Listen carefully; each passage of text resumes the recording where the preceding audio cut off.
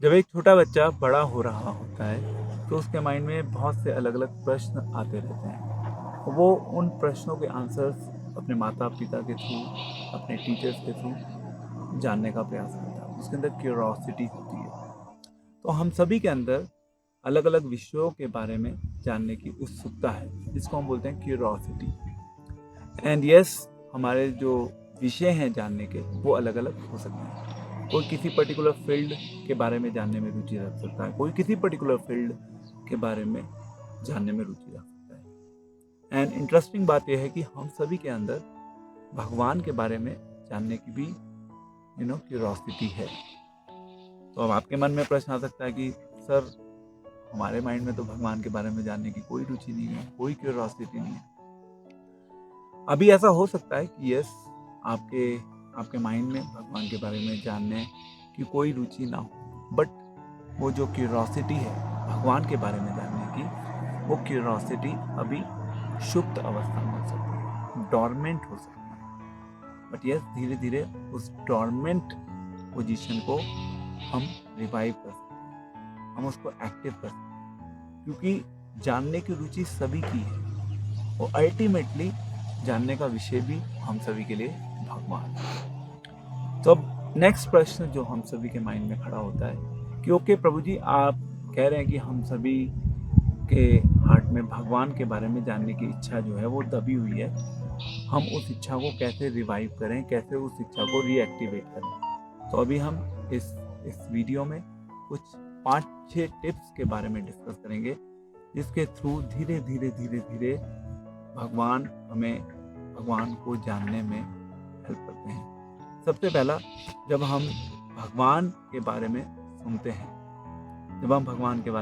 हैं, भगवान के उपदेशों के बारे में सुनते हैं, भगवान के जीवन के बारे में सुनते हैं, भगवान के गुणों के बारे में सुनते हैं, उससे कहीं ना कहीं हम उससे आकर्षित होते हैं। और उससे जब हम आकर्षित होना शुरू होते हैं, उससे हम सभी के अंदर भगवान के बारे में जानने की इच्छा विकसित होना शुरू हो जाती है। पहला पॉइंट। दूसरा पॉइंट है भगवान के बारे में बोलकर। अब जब हम बोलते हैं भगवान के बारे में, तो भगवान क्योंकि हम सभी के हार्ट में बैठे हैं और भगवान ही हमें धीरे धीरे ये डायरेक्शन देते हैं, ये गाइडेंस देते हैं, जिससे कि हम भगवान को और सरलता से जान सकें। क्योंकि हम बोलेंगे तो उतना हमारे विचारों में क्लैरिटी आएगी। उन विचारों को क्लियर कौन करेंगे? उन विचारों को क्लियर स्वयं भगवान करेंगे। तो बोलने की शक्ति हम सबको अल्टीमेटली भगवान देते हैं। और जब हम भगवान के बारे में बोलना चाहते हैं तो भगवान हमें और हेल्प करते हैं, क्योंकि अल्टीमेटली लाइफ का मिशन भगवान को जानना ही है। तो पहला हो गया सुनकर, दूसरा हो गया बोलकर, एंड तीसरा हो गया कि जब हम भगवान से कुछ प्रार्थना करते हैं। क्योंकि भगवान को जानना है तो भगवान से प्रार्थना करनी होगी।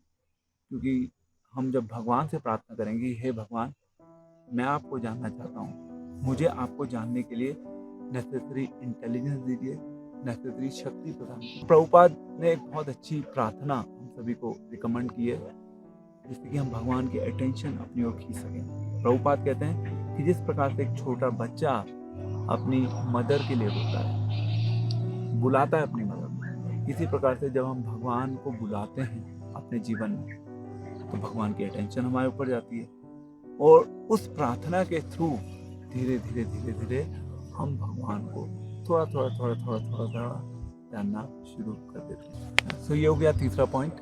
चौथा पॉइंट, भगवान का प्रसाद भगवान की कृपा के रूप में जब हम स्वीकार करते हैं। हम सभी जानते हैं कि हमारी लाइफ का एक बहुत इम्पॉर्टेंट फंक्शन है खाना, भोजन। प्रैक्टिकली हम सब लोग इस संसार में बिना खाए सरवाइव नहीं कर सकते। तो हमें करना क्या है? हमें उस भोजन को पहले भगवान को ऑफर करना है और फिर उस भोजन को प्रसाद के रूप में स्वीकार करना है। तो आपके मन में प्रश्न हो सकता है कि उससे क्या होगा?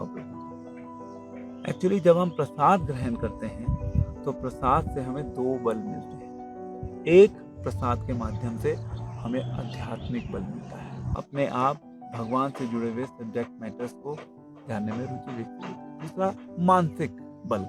मानसिक बल से क्या होता है? अपने आप हमारा जो माइंड है, हमारा माइंड उस दिशा में फंक्शन करना शुरू कर देता है। यह है प्रसादम की शक्ति, जो कि भगवान अपनी कृपा के रूप में प्रसाद के माध्यम से हम तक पहुंचना चाहते हैं। हमें अपने आप को जानने में, यानी हमें भगवान को जानने में भगवान प्रसादम के थ्रू हमारी सहायता। ये हो गया 4th पॉइंट। 5वां point, again the important one. हम सभी जानते हैं कि हमारे जीवन का जो बहुमूल्य समय है वो इस संसार में धन अर्जित करने में लगता है, यानी कि पैसा कमाने में लगता है। अब जब धन हम कमाते हैं, हमारी लाइफ का सिग्निफिकेंट टाइम उस पैसे को कमाने में निकलता है, तो ये हमारा कर्तव्य बनता है कि हम उस पैसे को डोनेशन के रूप में भगवान की सेवा में एंगेज करें। उससे क्या होगा? प्रैक्टिकली हमारा टाइम, हमारे फिजिकल स्ट्रेंथ, हमारी मनी, हमारी क्रियाएं इन्हें वे डोनेशन के माध्यम से भगवान की सेवा में लग जाती हैं। तो डोनेशन के रूप में जो भी हम अपनी लाइफ में कुछ पैसा कमाते हैं, हमें ये भगवान की सेवा में कुछ पोर्शन अवश्य देना चाहिए। यह हम सभी का व्यक्तिगत कर्तव्य है, स्पेशली यदि हम एक फैमिली लाइफ को फॉलो करते हैं जहाँ पे हम सब लोग पैसे कमाते हैं। हमें उस पैसे को भगवान की सेवा में लगाना चाहिए, यही हमारा धर्म है। एंड द लास्ट पॉइंट जिसके थ्रू हम भगवान को जान सकते हैं वो है भगवान के भक्तों के संपर्क में, क्योंकि भगवान के भक्त जो होते हैं उनको भगवान के बारे में थोड़ा थोड़ा ज्ञान होता है। उनकी रुचि भी बहुत होती है भगवान को जानने में। जब आप उनके संपर्क में आएंगे तो स्वतः ही आपके अंदर भी भगवान को जानने की रुचि विकसित होगी। तो ये 6 tips, golden rule, practical tips जो हम सभी अपनी लाइफ में फॉलो कर सकते हैं यदि हम भगवान को जानना चाहते हैं। Remember the rule, natural platform पे हम सभी की ये इच्छा है कि हम भगवान को जानना चाहते हैं।